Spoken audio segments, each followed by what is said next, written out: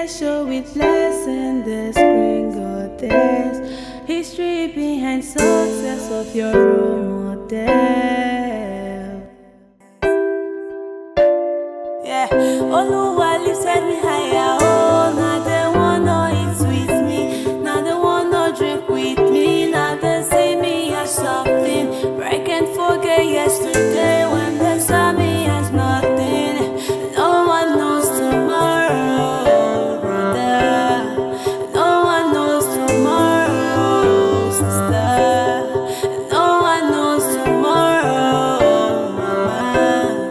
No one knows tomorrow, Baba. Yeah.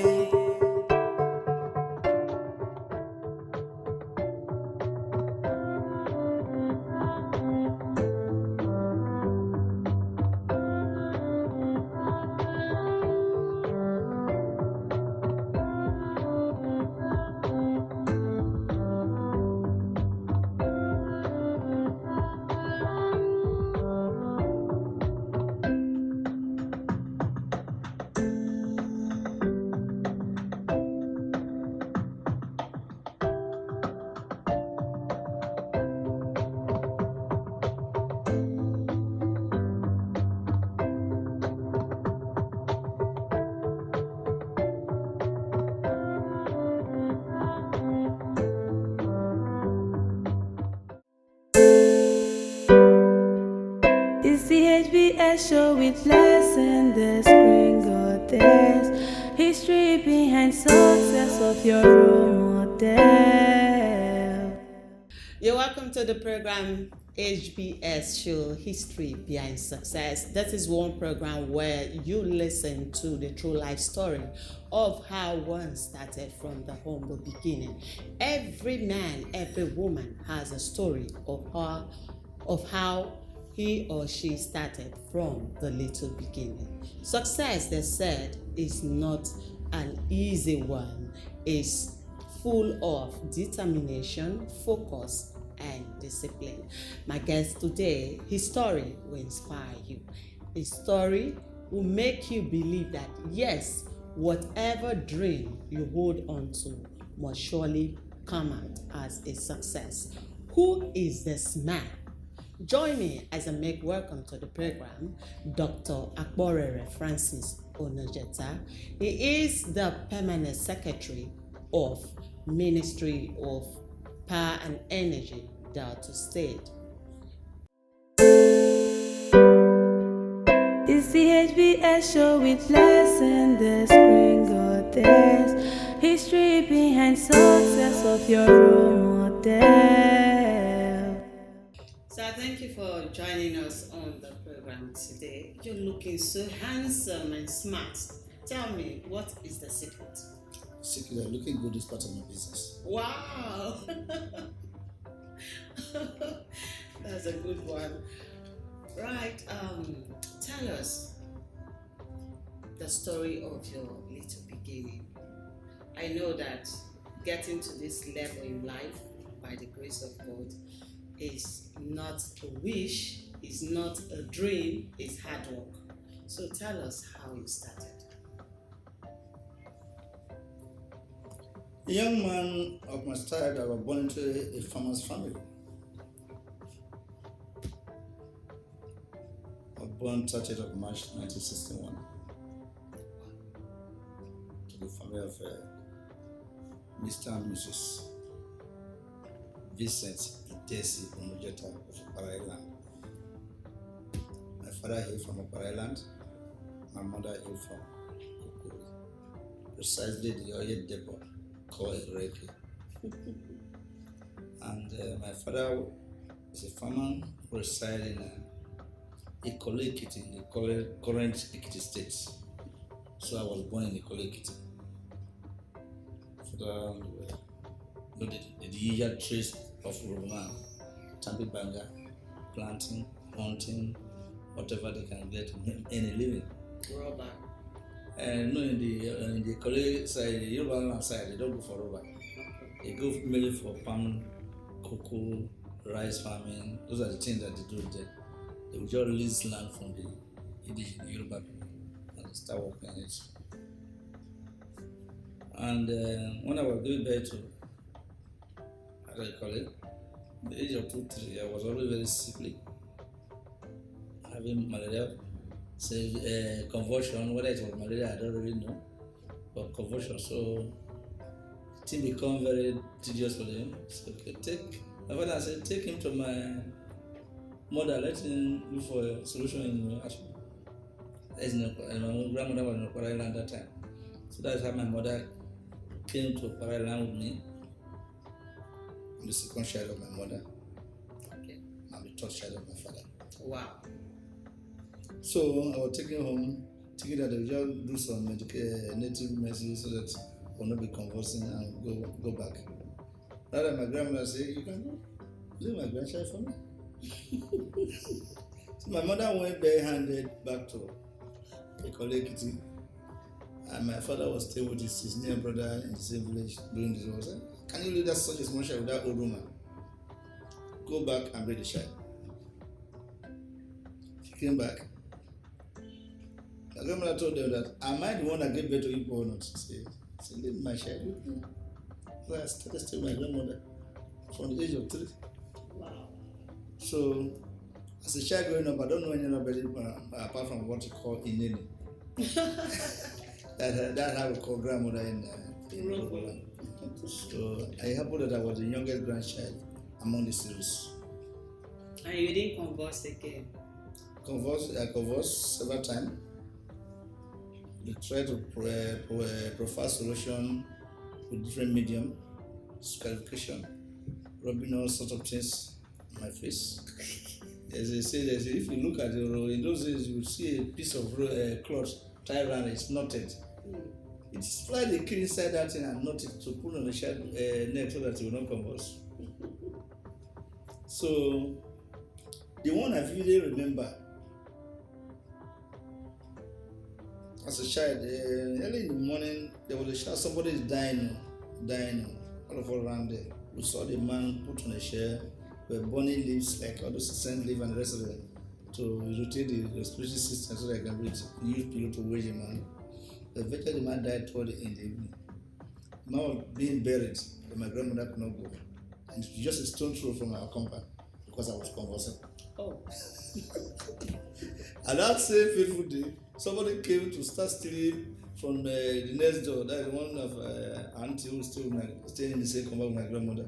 So they stole something. So that one I still vivid in my mind till today. And I noticed one thing that there's a saying in Robo. No matter here, as a new boy, Bonadovia, So what's the meaning? Since the child is crying, it's pointing at a particular direction. What is making the child to cry is a child being a child with a feeble mind, usually in their nature, they don't like see anything that would get them frightened. Yes. So many things happen that get children frightened and they will convulse depending on how the thing is presented. But I can always feel that at that time a ball of light will come to explode in my eye. Light. Yes, a ball of light come as if its size coming to fall down on the earth. Oh well, getting to as I grew up, started school, Akporere and HBS Primary School. Then we used to call it All Saints Primary School. It's attached to the Catholic Church in Akporere. So we're there. Then my grandmother used to be sick. I don't know what it has in her leg that time. I would always go to the hospital with her at St. Francis Catholic Hospital in Akporere. It's called St. Francis. And my name is Francis. So that's a hospital. It's from that hospital that knows the dead and not be a doctor. Up to the extent that in my primary school, I read Dr. Francis Onojeta. From primary school? Yes. She dreamed that title doctor would be in my name. Like Obama said, Audacity of Hope. This book. So, as a young child growing up at home, we were left with 3 grandchildren left from different parents, my grandmother. When we were in school, we made to understand then that when you finish from my sis, you would write a letter and read the letter to elderly people. So when I was in primary 3, I just said, they say, when you read from my sis, you can write a letter, read a letter, and I cannot read. I say, no, I'm not to read. That reader, and when I'm troubling my teacher, that one was not to read. No, the village school, then the method of impartition is quite different. They just leave you to your face. But it's God's doing and divine intervention that most of us saw the light of the day. It's not like these days that our children start reading before they will enter primary school. So I started reading. So any letter that come, I want to go and help to interpret. Then when you want to write letter for the old people, all you need to do to store the information they are asking you. And they have a style. When you have written, say, but what's your one? You have to replay back to them what they have said. But they don't know you have not put it down. You go back on your own, God will structure the letter in a way that you can explain yourself to the person the letter is sent to. Then you now go and send the letter in the post office. So faithfully, I was able to meet up with my handyman. I left my 2 other cousins behind. With your grandmother? Yeah. And I started secondary school for them. Coincidentally, they were senior to me. Wow. One was senior to me, we had the same years, by months. One was born 1959. So I went to Akporere to school. There I got my finished 1979. My school result was seized. So I went to my father enrolled me at a college. Before then, my father loved education. Any of his sons that finished school was righteous. Does not want you to have any gap. So I applied for GC, and I remember vividly I wrote my GC in St. Malachi. Exactly. Yes. Okay. And the last paper was economics. I remember that we were supposed to spend 1.5 hours there. I spent about 40 minutes. And I left. So as soon as I go on, still carry your load, you can go to the college. See your school fees, tell her everything you're in body house. All my father's children are in body house. So I went to school. Before I arrived in WAEC, my GCE result has come and made my basic 5 credits. I told myself I'd buy to school. I said, who told you that? Go and improve on your results. My senior brother is a retired immigration officer now. So I started going and improve my result. What God will do is made division 1 as at that time. Before the result came, I was already in. I used the GC result to apply to work with NEPA. So I became a time operator in training at Supply Power Station. 1981. So I was there. There was an advert for scholarship. I applied with my division 1, and I was successful. Then I saw someone who was the NOC president, and the scholarship was awarded to the Nigeria Labour Congress by the Russian government. Okay. So they call on all their affiliate unions to bring in applicants. They were told how many number they would bring. I was with my union there as an empowerment was Natural Gas Workers and something. Their headquarters was in Yaba Road. No, it was in Yaba, Habamakoli Street.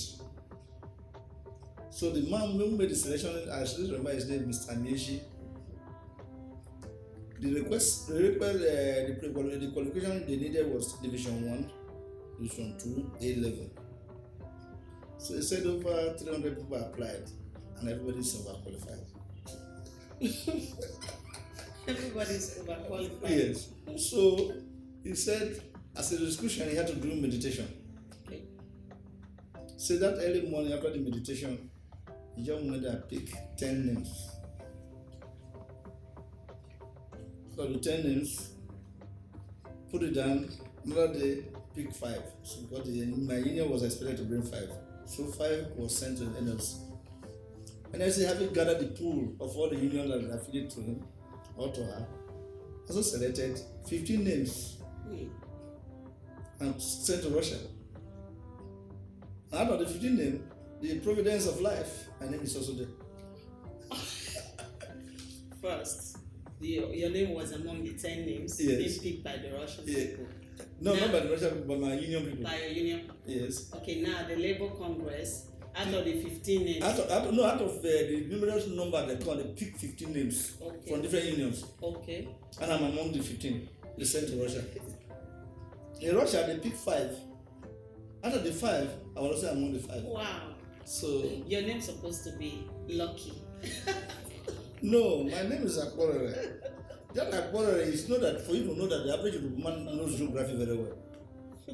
For you to have recognized that the word is floating, swimming, Islam. That's the meaning of it. So which means I keep floating with them. So when I was to go, Simonina called me. They called all of us together and said, "You are going to Russia?" We say yes. So when you get there, the Russian women are very pretty, fine leg, fine hips. If you like, go and look at hips or legs. But what we want from you is your certificate. So I found myself in Russia, studied my medicine precisely from 1981 to I left this country August 1981, came back July 1988 as a medical doctor. Now I went to Lagos to apply. The Federal Ministry of Health in Lagos. When you train abroad, then you are regarded as a supernumerary house officer. So after tendering my papers, they asked me to go to any hospital in this country that I know I want to do my expansion. But they would pay my salary. So then Bende State was still one. They all Bende. So I chose to come to Central Hospital Benin, where I did the expansion. So every 3 months I go for my salary. Because the salary is like they just give me one small piece of paper from Lagos. I'll come to Benin Pay Office, Federal Pay Office in Airport Road. Then they will give my cash. So after that, I listed to the National Service Corps. I was posted to Kano State. I had my camp at Gome, very far in the old Kano State. We have Gome Emirates. It's having a boundary with Niger. So that's where the camp was. The camp was posted to Guazo. Guazo is in Kano, one of the towns, Cabo Island. There used to be one airline, so we have a Okada Airline, that time there's Cabo Island. Okay. And that Cabo Airline is named after a village. The man called Cabo, most northerners, their names is after their village. So after Cabo village, you get to Guazo. I know there's one SSS man, NSO man, it was called Guazo. From that village called Guazo. So they named me after him. So as a young doctor, my service came back home to Bende State. Okay, now during your schooling in Russia, what are the challenges you had over there? The challenges are basically you must study the language. I studied medicine in Russian language, not in English. In Russian language? Yes. And after we were trained for 1 year, one academic year. The language, I go to the class with your Russian counterparts to listen to Russian, write lecture in Russian language, and talk Russian language. But one of the good things about the Russian system is that everything is viva. You talk with your professor, and every day is an exam. Wow. Or ask a question every day, and you are being scored. Okay. So you have a progressive assessment. Then if you are doing, like for example, let me use the human being. We call a study of the human being is called anatomy. If I'm to study the bones, after completing the bone structure, I'm going to do test on the bone structure. Okay. Then you have been assessed gradually to the exam. Then at that period, we also studied Latin. One of the most interesting class work I had is Latin. Because they expect me to translate from Russia to Latin, and from Latin to Russian. So, anytime we get to the class, we are 14. They want to laugh. They will now call me to come and translate. I said, why are you deciding to translate from Russian to Latin? I said, yeah, I'm reading this Latin, I understand what it is. I don't need any translation. I understand the meaning in English. The mom said, I said, no, there's no way I'm going to prescribe in Russian. I'm going to prescribe in Latin. So what I now did is that When I say inflammation, it's inflammation. What is the difference? N out of it. You see, the is the meaning. Russia, they will have the same alphabet, but the Russian language is not having the same alphabet with English. That they are. So they are always assessing it very poorly in that subject. So in Nigeria, when you want to do exam, you secret adrenaline and you prepare yourself for exam. So I went to the exam. They will give you all the questions you require for the exam. For you to prepare, but no student two students cannot get the same question. They print them out, they cover them, you get them, you pick your own. I'm going to prepare. Then you have to see a panel of lecturers sitting in front of professors. Anyone they expect you go and sit down to answer questions. So I picked my hand, went to answer questions. No more surprise. I said, this Francis. Same Francis that was calling you. But then I said, you did very well. If you have been doing like this, we won't have problem with you. Say, so for that reason, they are going to give me, I was assessed to the exam with the lowest mark. Their mark are just 3. There are 4. 5 is the excellent, distinction. 4 is good, very good. 3 is satisfactory. Wow. 2 fail. If you get 2, you go and repeat the exam. Then you have a carryover in Nigeria system. So and the system there is not like Nigeria that the lecturer victimizes students. So when I tell you, say, yes, I refuse. I said, well, you know that there's no question you don't answer. I said, yes, simple. I said, you cannot sign that paper. I carried my assessment booklet for him. I went home. He went home with the assessment. Yes, that is not what I deserve in that exam. That tomorrow I'm coming. If you do the same thing, I will report you to the Senate. And when they are going to conduct the exam for me, you will not be there. None of you will be there. That's. And when the next day I pick a different question paper.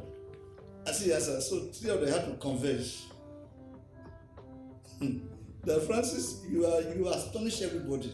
Say the problem you have is that you don't know I'm in Nigeria. Every Nigerian, when the exam comes, is secret adrenaline and prepare for the exam. So that's what I did. I know it's a do or die affair, I must pass. So okay, that actually the way you answered yesterday and today, you deserve decision. But we cannot give you decision because your continuous assessment does not reflect that. So we have to negotiate. So I have to take 4. And I came out to Africa to everybody. So that's that. So those are the basically the weather is very extreme. Weather in Russia is cold. You see the kind of winter jacket we wear, they are very heavy. Okay, now you said when you were with your grandmother, she was sick, having leg issue, and you always accompany her to the hospital. That was where you had the don't say accompany her. She normally backed me along to the hospital. Okay. She backed me when she want to see the doctor. She will not drop me. I will not be playing around, looking at the beautiful birds flying. Then the only time I know that she has finished, one of my uncle will not carry me on his shoulder. Okay, now what gave you that love to want to be a medical doctor? Is it the bed, the hospital bed? Is it the white they wear or something? What gave you that flair to say that I must be a medical doctor? Having been a sick child for a very long time, when I asked this, when I know why I was brought, and there was no major, I will not take it to the hospital as such, because the belief system at that time, that my favorite profession is not unmarried. They see it as a spiritual matter and should be so spiritual. So, having become aware that you in the hospital, my grandmother used to back me to, is where you treat people. So I resolved that I'm going to do it in zero. And God see me through, knowing my dream and my heart, and see through. I have a senior who is also a doctor from Akporere side. He has a clinic in Abraka. Last Friday he reminded me of what happened. I was the least person he thought I would be a doctor. But I remember that I came to meet him in Uniben. He escorted me to Ring Road. And I said I was at the time I was thinking of doing geology because of oil boom. So you Francis, I know do any other call, you'll not be happy with your life. So hold on to what you hold on to. Okay, now you successfully became a medical doctor and you are not practicing it. Why? Your concept of practicing is not the same concept of having medicine. Okay. I practice medicine. See, I'm given a responsibility of administration. Where I'm in the responsibility of administration. Before I was posted here, I was practicing medicine. We had different branches of medicine. We had the clinicians, clinical medicine, and I was actually practicing clinical medicine.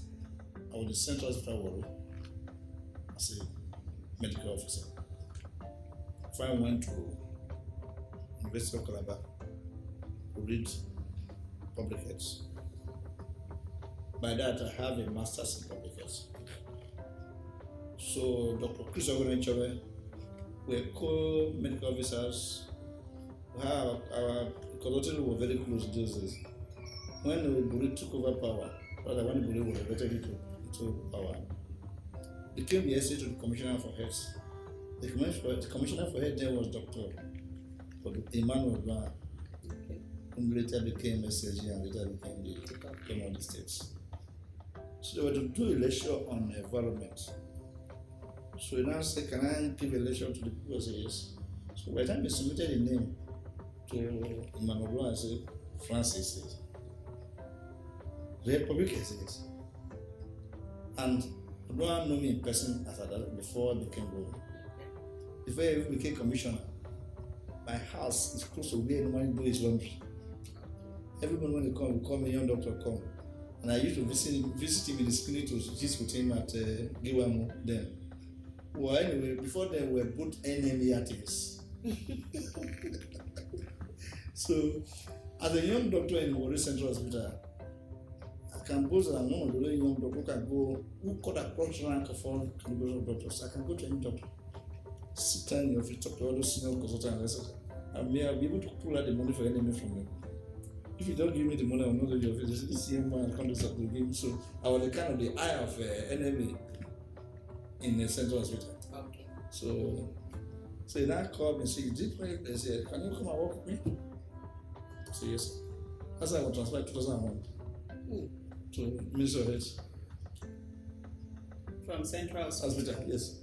Because having a public, actually my mind already public enough to come to the ministry to even get a job with the international organization working in health like WHO, UNICEF and everything. Okay.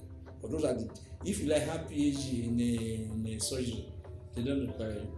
Because the job they do is public health. So public health is more interesting.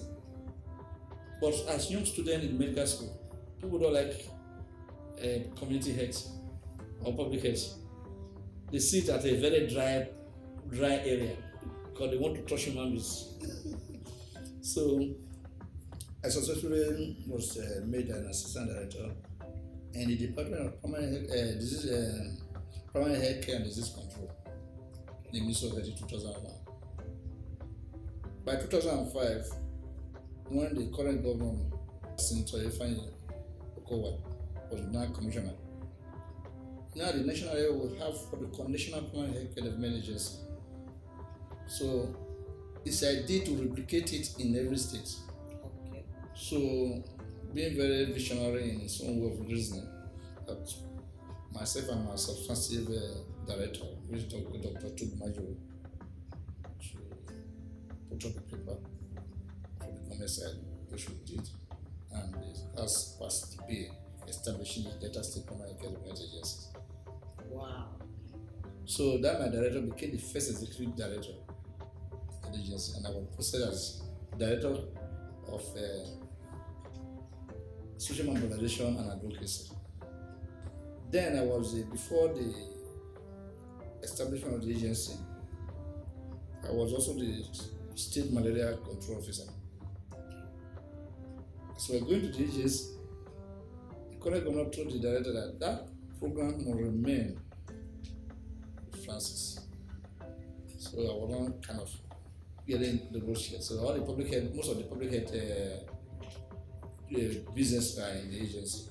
And most time we work with donor partners, WHO, UNICEF, SFH, everything, and the rest of it. Those are the people we work with. Are working in health. Most people that work there are public health people. So that's why I say we're practicing. Because your concept of practice when you go to clinic, see doctor and make prescription. But you don't be surprised. I see prescription today. As I have my home in Warri, if I go to Warri every Friday, every Saturday, those who need to see me, they see come to me. Wow. But What's the meaning? Emu is food. Area is to eat. Say the food the child learn to eat with can never cause stomach upset in 20. All right, in case you are just joining us, it is HBS show, and our guest on the program is the Permanent Secretary of Power and Energy, Dr. Akporere Francis Onojeta. Stay tuned. Be right back. It's the HBS show with lesson the screen goddess. History behind success of your role model. Yeah, Oluwa lifted me higher. Oh, now they wanna eat with me. Now they wanna drink with me. Now they see me as something. But I can't forget yesterday when they saw me as nothing. No one knows tomorrow, brother. No one knows tomorrow, sister. No one knows tomorrow, mama. No one knows tomorrow, papa. Yeah.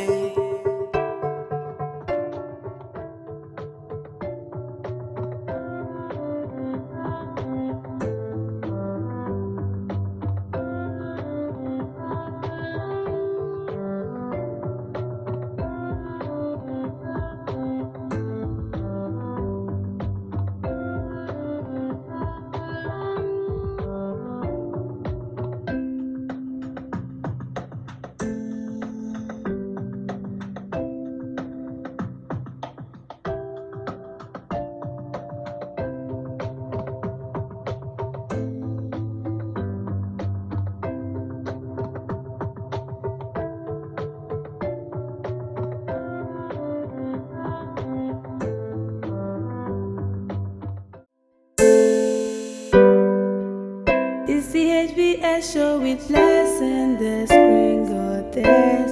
History behind success of your role model.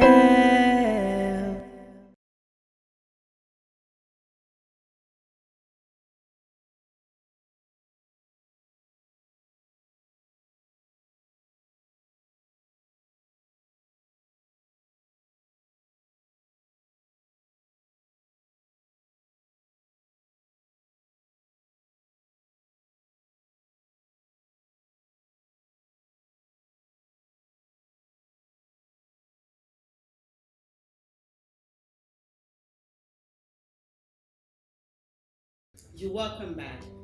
You're still on the program HBS show with Blessing, and my guest on the program is Dr. Akporere Francis Onojeta.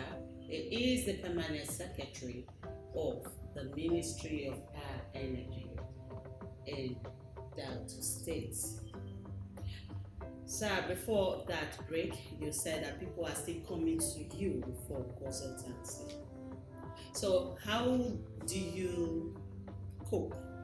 Balance. Consultancy and your office. So how do you balance these two? Very simple, depending on your mindsets and how you approach your work, the way you approach your life. If I'm in the office, my system, my life, everything is in the office. As I'm closing, I leave the office behind. Except I'm called for something that needs, and I cannot switch back. Before I was asked to come to Asaba, I have a private clinic of mine,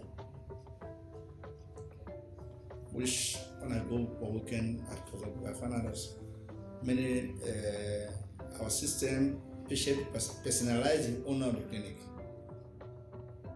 They believe in him, and that's the only person who wants to Even though I have other doctors that they will not see them. So when I come back on Fridays, they will come and see. I find out I'm using my salary to pay my staff. So I have to pack up the clinic. Then we concentrate on the public health, which I'm doing here. And the public health require a lot of traveling. Travel a lot for one thing or the other across the country, even within the state. So I speak to you. I'm a doctor primarily. I'm given the really required training.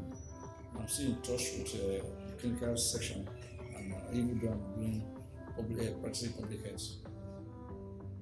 So that's why I can still consult, because I've been trained and it's in the system. Okay. What gave you that drive? You know, I want to take you back. What gave you that drive in life when you were growing up that made you to say that I must be successful in my career? I must be successful in whatever thing I'm doing. You know, due to challenge of life, some persons who started the race with you throw away the towel because of one challenge or the other. But you held fast to your dream to make it work. So what gave you that drive? Destiny can never be changed.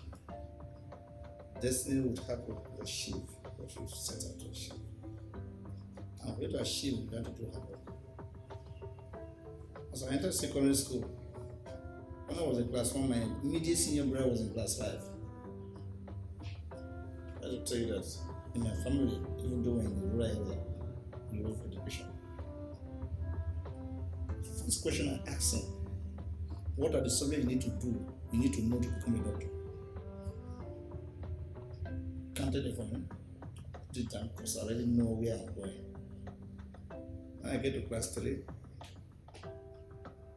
take my science very seriously.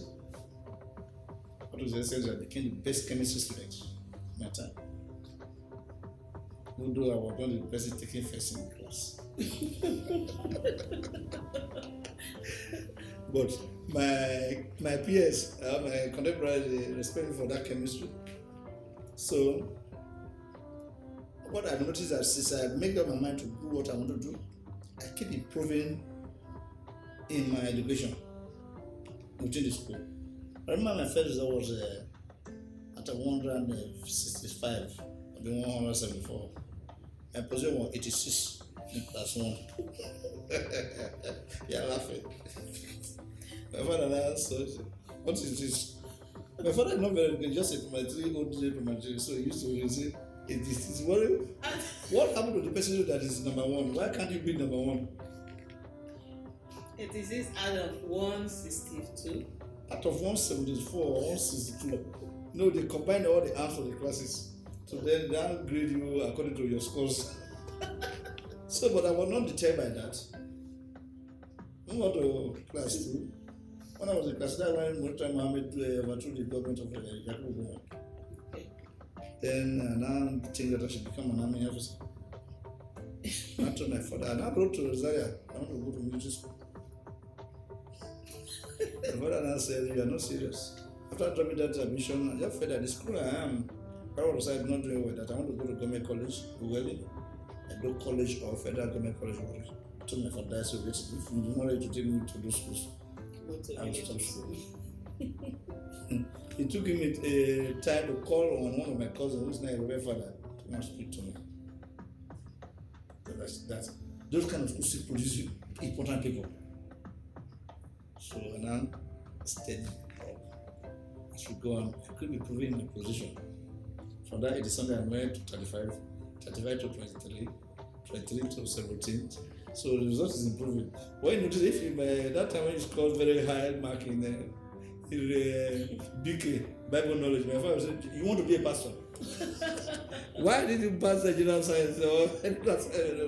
So gradually, before my promotion to class 5, I now took 3rd position. And the 3rd position was very competitive. So I became the first 10 in school.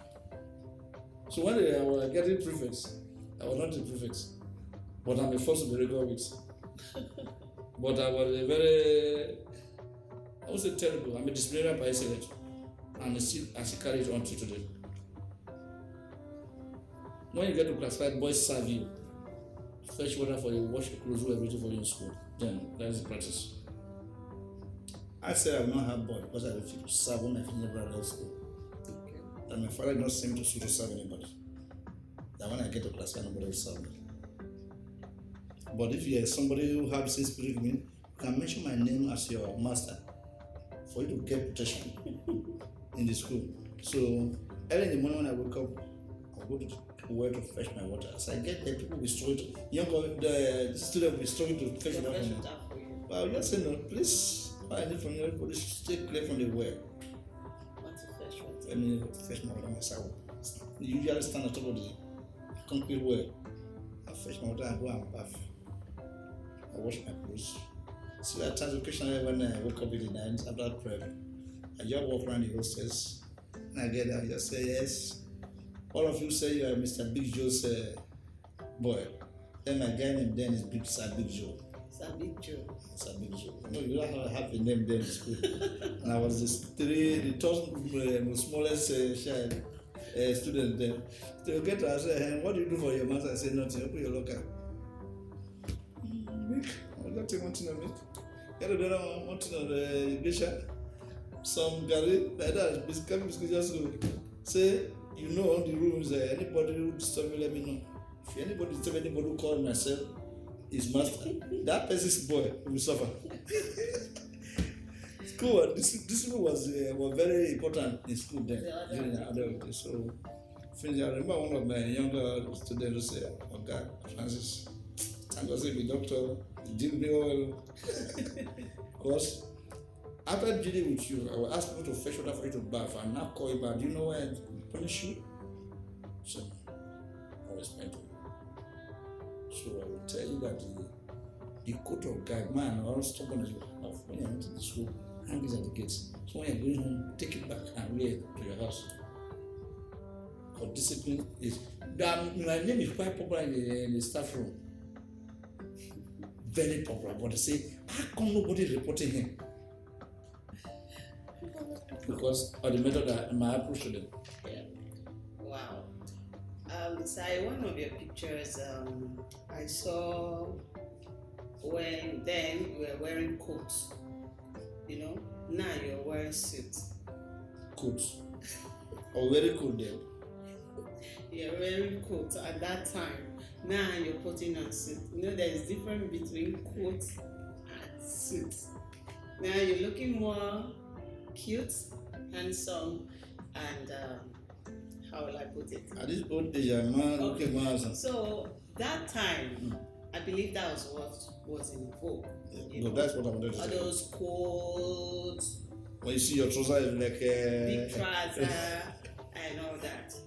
But where I want to come in now is you are still able to follow the trend of dressing. You know, there are some persons who still remain where they are. Where they are. They are not how moving did you with the do it? How did you do it? Is it that you are moving with friends that are in vogue or something? How did you get your dress sense intact? One of the things you have to notice about doctors is dressing properly is very important for a doctor. But as a student, I've started dressing very well.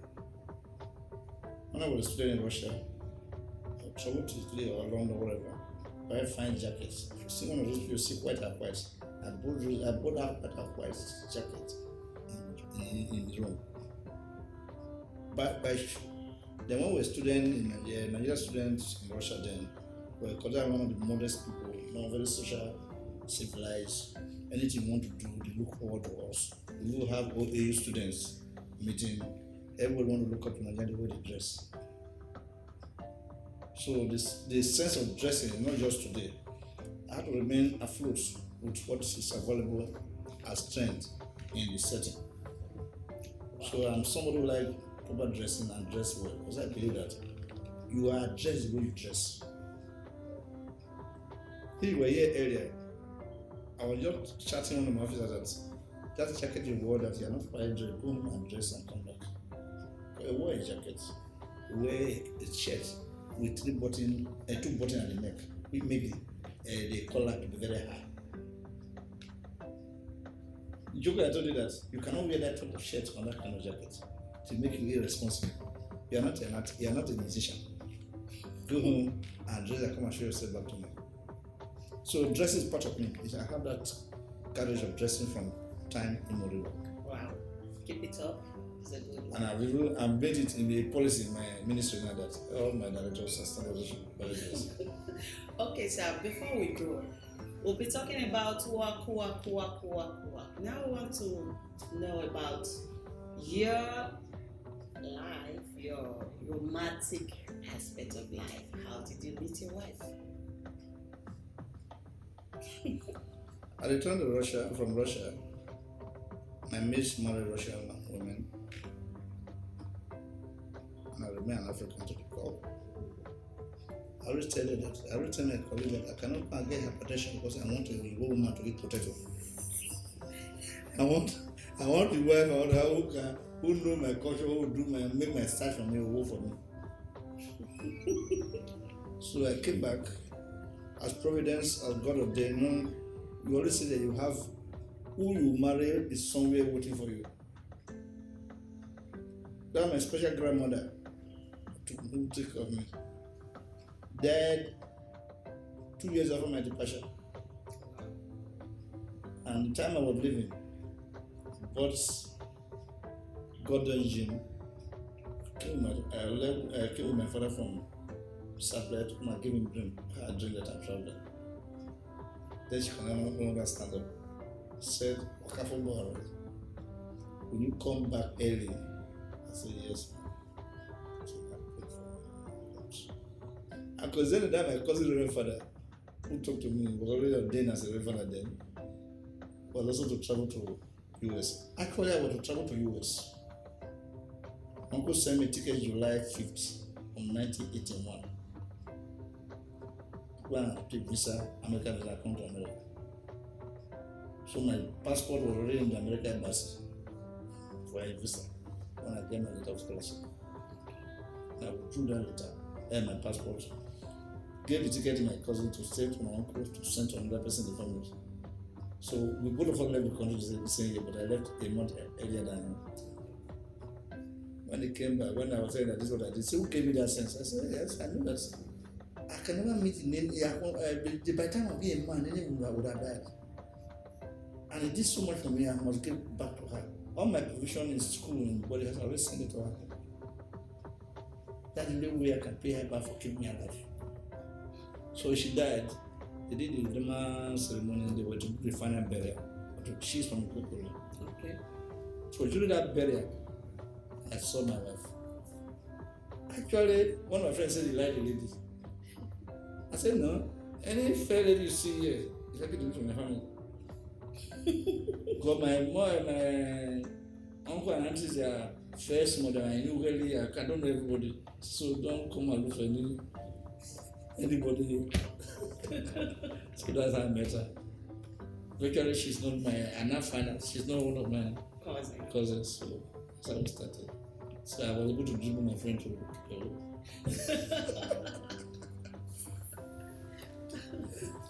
So got married November 13th, 1993. Wow. This year is our month anniversary. Many years ago. Congratulations.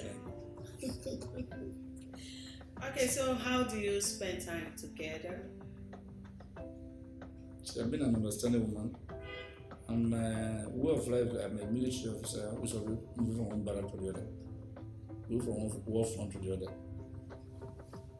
Imagine just before we got married, I was working as a assessment doctor. When the job finished, the money getting the fed. That time she was saying, I'm like, yes, I paid us this money. What do you want to do a marriage or buy a car? Say the decision is mine. They just call her, they can't tell you what I want to say. They say, the lady sit person, I'm ready, this is the time I want. And that's how we did our introduction. Then she was in school. So she was already married to me before she was in school. And we are blessed with a son. Mr. Son scholarship in Russia now.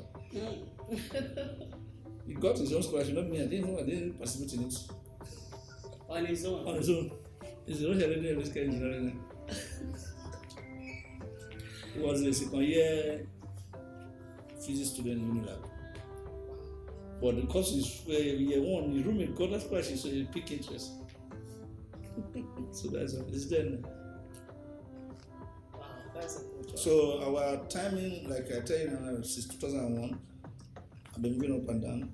Every Friday I get home. By the time I get home from Sabah, usually the way of our life, Saturday is a married party day, or Friday either burial or marriage, and that's the really recreation we have. But I was opportune to take them out 2012 for a holiday in Dubai. So they always look forward to that. So that was good by God's grace. Alright. Okay, so before we go in, your advice to our youth out there. Youth of these days, they are difficult people to control. All of their mindsets, all the way they see the system. I don't want to blame them because we not create the right atmosphere for them to sit in from a good perspective. We give them bad examples by those of us find ourselves in position of authority. Try to live a friendly way of life, which is not way.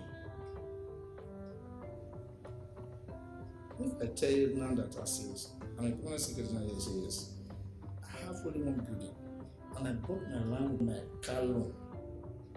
And every year I take loan from my cooperative to start doing something. I'm able to pocket to that house 2012. Or somebody maybe who have an elected position under to do see the machine will build. So if that's the shortcut to work, why am I going to work? Thank God, farming has become other within it. People are now looking to farming very seriously. Farming as if you have fish. I never have fish money in my country. Making small money out of it. Take it as a business. If might want to guys, she might want to expand the fish, even though she's also into the public service. I want to work with the local community service commission. One of the key word discipline. Most of our youth are not disciplined. They are easily being influenced by their peers. Because you see people getting beer and Boko Haram. I call them Boko Haram. But that is what is involved now. So now where did that help? That is what brought about the answers. To the people who are in law enforcement agent at that time, they don't see them as responsible people. Because the law enforcement don't see that that is what is involved for their generation. In my generation, after was what is involved, your head is very working like justified. Then, so their own presence coiled their hair to look like Rastafari, what do you call them? This Jamaica group of people. They wear BS. So the new one is that the BS now is the one that is really go for those of the wool because they're more responsible even in public service. I had to tell one officer yesterday, he did not shave yesterday. I said, if we were to be in the military, he would cut martial for not shaving public. But did you know that Abdul Salam, the former head of state, it's when he left office that he started giving the pay like a Muslim. When it was in uniform, you see him wear clean shave. Is it also? All right, thank you so much for your time on this program. We've come to the end of the program, HBS show, and our guest has been the Permanent Secretary of the Ministry of Power Energy in Delta State, Dr. Akporere Francis Onojeta. One word he said is that youths, you must be disciplined. You must think out of the box. Don't wait until government gives you a job before you start working. Create something for yourself. I am Blessing of Omeo. Don't forget to subscribe to our YouTube channel, HBS with Blessing. My name is Blessing of Omeo. Until again. It's the HBS show with Blessing, the screen goddess. History behind success of your role model. day.